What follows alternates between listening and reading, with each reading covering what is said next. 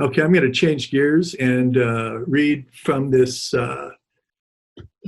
what I'm calling a creative memoir. It's called My Mother's Tree, and it's really was started when my mother passed away in 2015.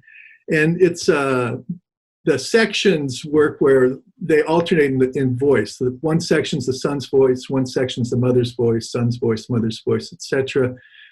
I'm going to read a section in the son's voice, a section from a piece in the son's voice, and the piece is called Ike Crow. And this is the very beginning, just a page and a half of a much longer piece.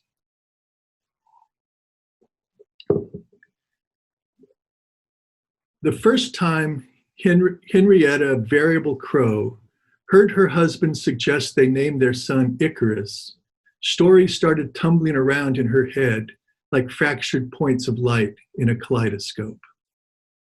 With a name like that, she thought, with mounting excitement, her son's life would surely be as beautiful and as tragic as the operas she loved to listen to every Sunday, which reminded her that an enchanted creature might float through the rafters at any time, touch you on the shoulder, and change everything.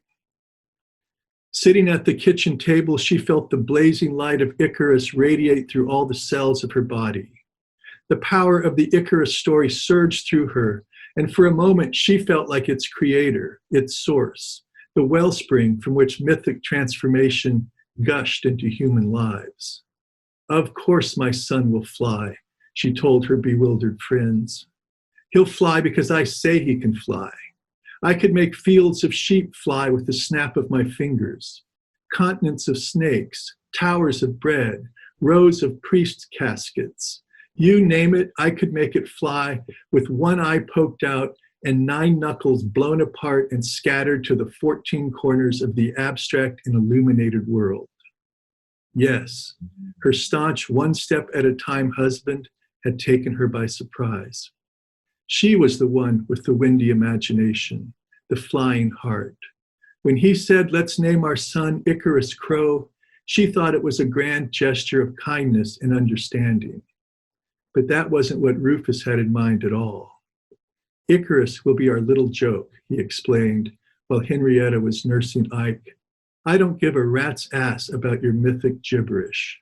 I just think the two names sound good together. We'll call him Ike Crow, our little Ike, so he can be a boy like any other boy. I started making up stories like this about Ike Crow shortly before my mother died. That I did this while she was in the hospital, and that I continued making up these stories in my head and even writing them down as she became sicker and sicker is as perplexing as it is embarrassing. For a while, I thought Ike Crow would bring us together.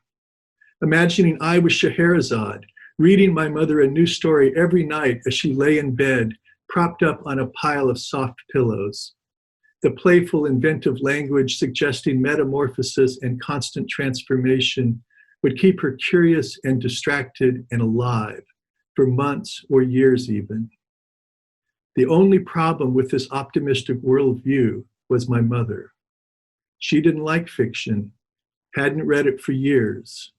She was only interested in real things that happened to real people in real places and times. In other words, news and biography. But not her biography.